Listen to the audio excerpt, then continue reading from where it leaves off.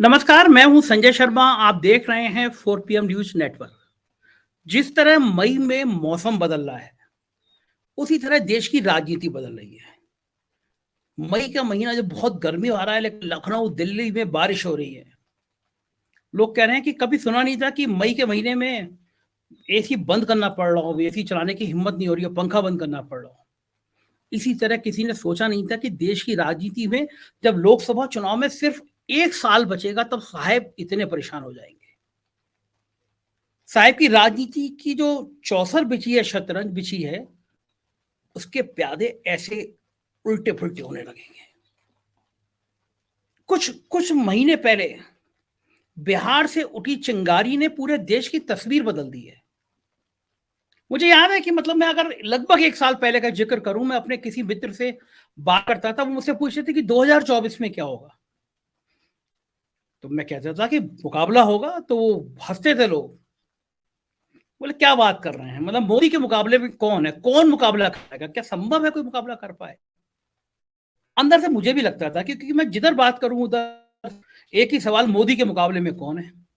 तो मुझे लगता था कि क्या वाकई में अब इस देश की जनता ने यह मन बना लिया है कि अब कोई विकल्प भी नहीं होगा, अब सिर्फ साहेब का शासन रहेगा।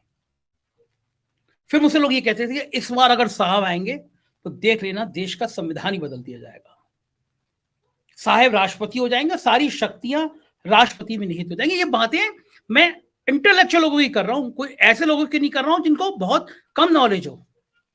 यानी पूरे देश का माहौल साहेब में माहौल था। लेकिन कहते हैं ना कि वक्त हर एक का एक जैसा रहता नहीं है। घड़ी की सुइयां पेंडुलम की तरह घूमती हैं, कभी ऊपर कभी नीचे। तो साहेब का वक्त भी घूम गया और वक्त घूमा बिहार से। नीतीश कुमार, वो नीतीश कुमार जिन्होंने एक बार साहेब का बाढ़ राहत को दिया गया 1 लाख का चेक वापस कर दिया था। वो नीतीश कुमार जिन्होंने साहेब के भोजन में जाने के लिए, डिनर में जाने के लिए मना कर दिया था, लौट आए थे। और फिर बाद में उन्हीं साहेब की संग सरकार बना ली थी। अचानक कुछ महीने पहले खड़े हुए और बिहार का सीन बदल गया।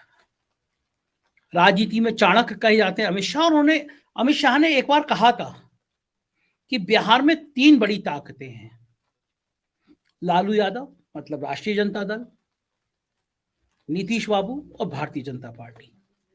इन 3 में 2 जिसके संग होती है, सरकार उसकी बन जाती है। तो जब नीतीश कुमार पलटे, मतलब सरकार पलटी, और मतलब 2 ताकतें एक जगह आ गई।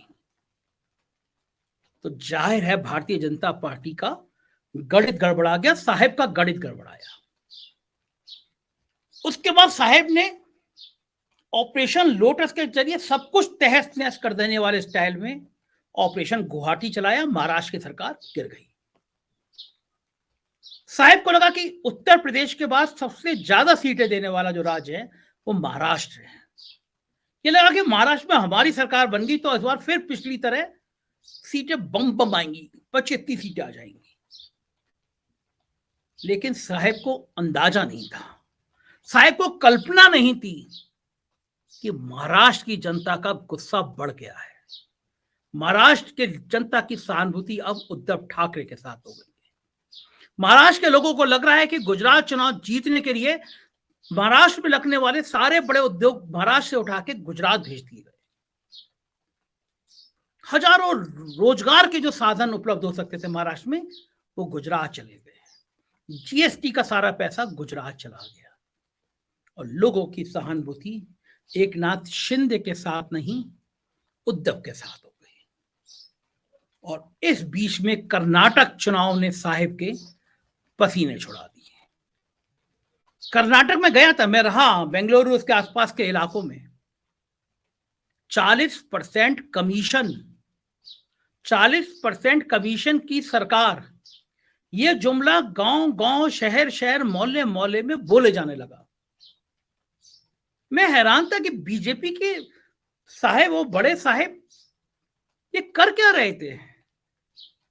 क्या इंटेलिजेंस ने बताया नहीं कि कर्नाटक की सरकार भ्रष्टाचार में इतना डूब गई है कि ये जनता का मुद्दा बन गया है कि 40% लिए बिना कोई काम होगा नहीं।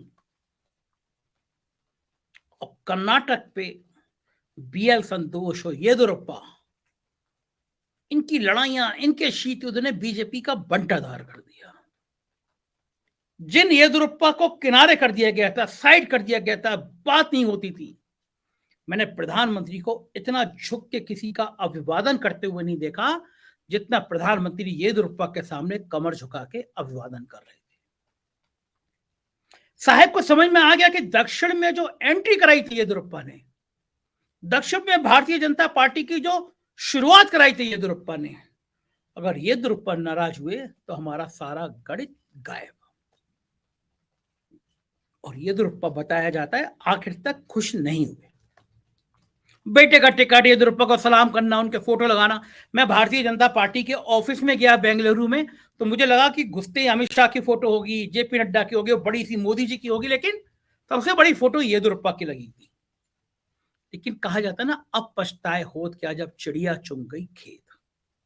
जब येदियुरप्पा की बिरादरी में यह संदेश चला गया कि येदियुरप्पा का अपमान किया गया, और भारतीय जनता पार्टी तो उस समय अचंभित हो गई, भौचक्की हो गई।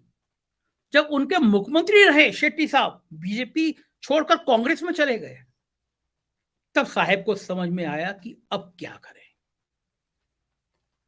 इस बीच में महाराष्ट्र में एक बड़ा फेरबदल हुआ। शरद पवार भारत की राजनीति के एक ऐसे नेता माने जाते हैं कि वो कब क्या कैसे करेंगे, क्या फैसला लेंगे, किसी को नहीं पता।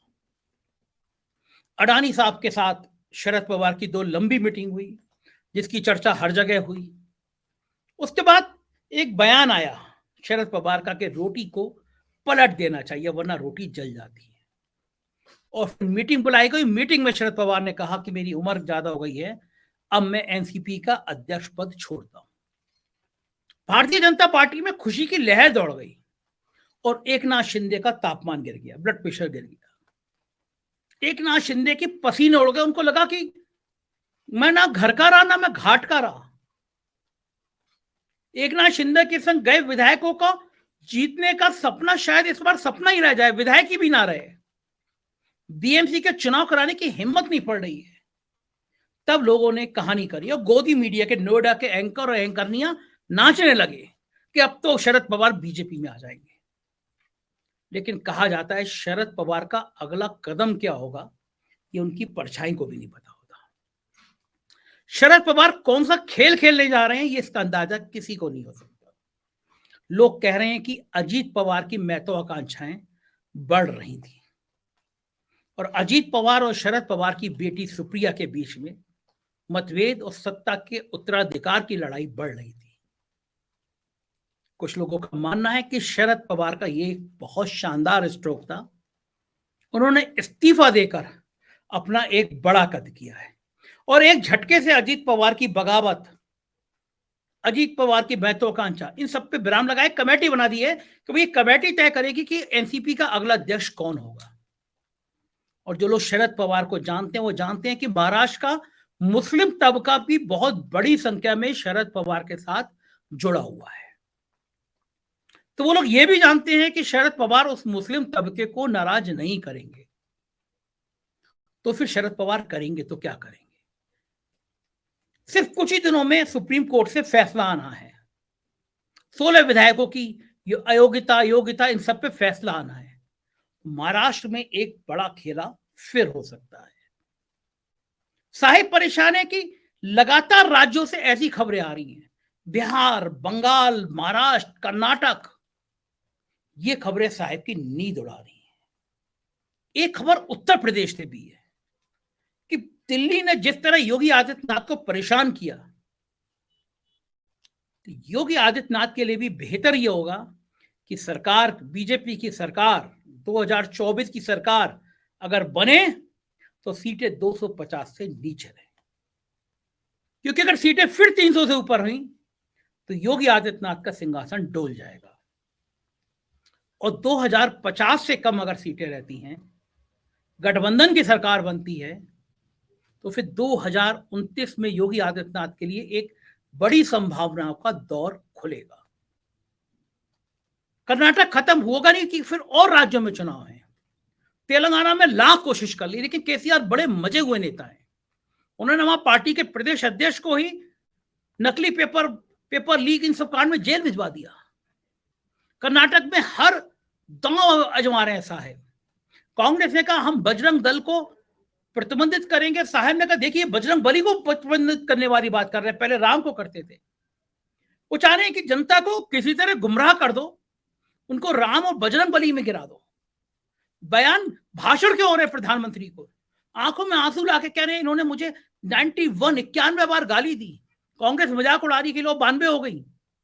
आपने देखा है दुनिया का कोई प्रधानमंत्री देखा है जो मंचों पे आके रोने लगे, जो मंचों पे आके कहने लगे मुझे 91 बार गाली मिली है?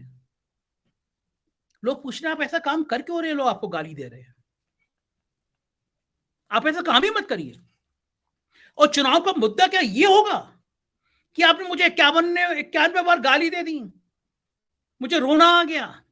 चुनाव का मुद्दा होना चाहिए कर्नाटक का विकास क्या होगा, कर्नाटक में उद्योग कैसे लगेंगे। साध्वी प्रज्ञा जो कुछ महीने पहले आके कह के गई कि चाकू की धार तेज करा लीजिए, इन मुद्दों पे ये जो बहुराष्ट्रीय कंपनी बंगलौर में आई है, ये आईटी की कंपनी क्या सोची? कर्नाटक की बहुत सारी बड़ी मल्टीनेशनल कंपनियां अपना बोरिया बिस्तर उठा के हैदराबाद थी, क्योंकि कर्नाटक में हिजाब पर, कर्नाटक में चाकू की धार पर, कर्नाटक में हिंदू मुसलमान पर ये बातें हो रही हैं। बजरंग दल की गुंडागर्दी की तमाम चीजें सामने आई हैं। कांग्रेस ने कहा कि हम पीपीए और बजरंग दल दोनों पे लगाएंगे, यानी जो मुस्लिम समर्थित उग्रवाद है और जो हिंदू समर्थित उग्रवाद है, दोनों पे प्रतिबंध होना चाहिए। दोनों पीएफआई और बजरंग दल दोनों प्रतिबंधित होंगे। क्या बुरा है इसमें? उग्रवाद चाहे हिंदू का चाहे मुसलमान का, दोनों खराब है। लेकिन चुनाव का मुद्दा विकास होना चाहिए। चुनाव का मुद्दा मुझे उसने इतनी गाली दे दी, मैंने उनको इतनी गाली, या नहीं होना चाहिए। तो देश की राजनीति बहुत एक नए करवट का संकेत दे रही है। बहुत जल्दी कुछ राज्यों से हम और कुछ खास रिपोर्ट मंगा रहे हैं। 4 PM में दर्शकों को जानना चाहिए कि देश की राजनीति में चल क्या रहा है। और मैं दावा करता हूं कि कुछ राज्यों की जो रिपोर्ट आएंगी वो सिर्फ 4 PM के पास होंगी।